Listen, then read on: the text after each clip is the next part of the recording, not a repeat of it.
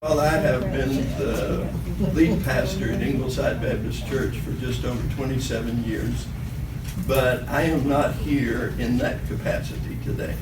I don't speak on behalf of my church. I don't speak as a pastor. I'm a citizen of Macon, Bibb County. And I want to ask you 4 questions before you act on this ordinance. The first question is it really needed? As sexual orientation and gender identity ordinances have been passed around the country, one of the things that I think the evidence has shown is there have not actually been examples where such discrimination has occurred.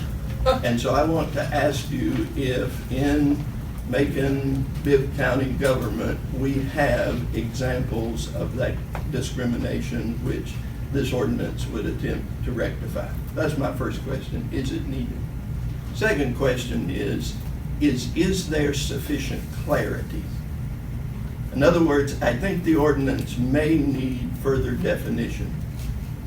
Which sexual orientations are we protecting, and which gender identities are we protecting?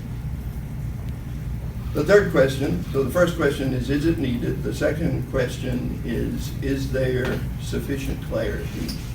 The third question is have you considered the teaching impact of this law in our community?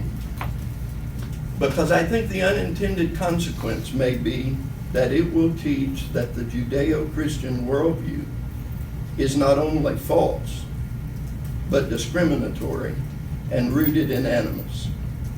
It will impose a new orthodoxy concerning human sexuality by punishing dissent and treating as irrational, unjust, or even bigoted those like me who hold traditional Judeo-Christian values related to marriage.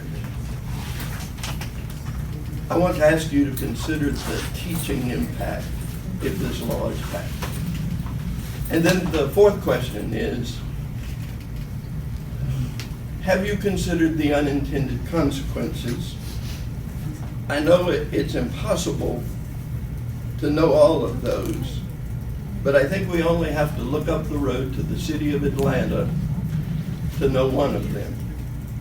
Some of you will know the story of Fire Chief Kelvin Cochran. He was an exemplary fire chief leading Atlanta to its first Class 1 rating. But he was also a Christian. And he held traditional Christian values related to marriage. Kelvin Cochran taught that in his church. He wrote a book about it. And Kelvin Cochran was fired in January of 2015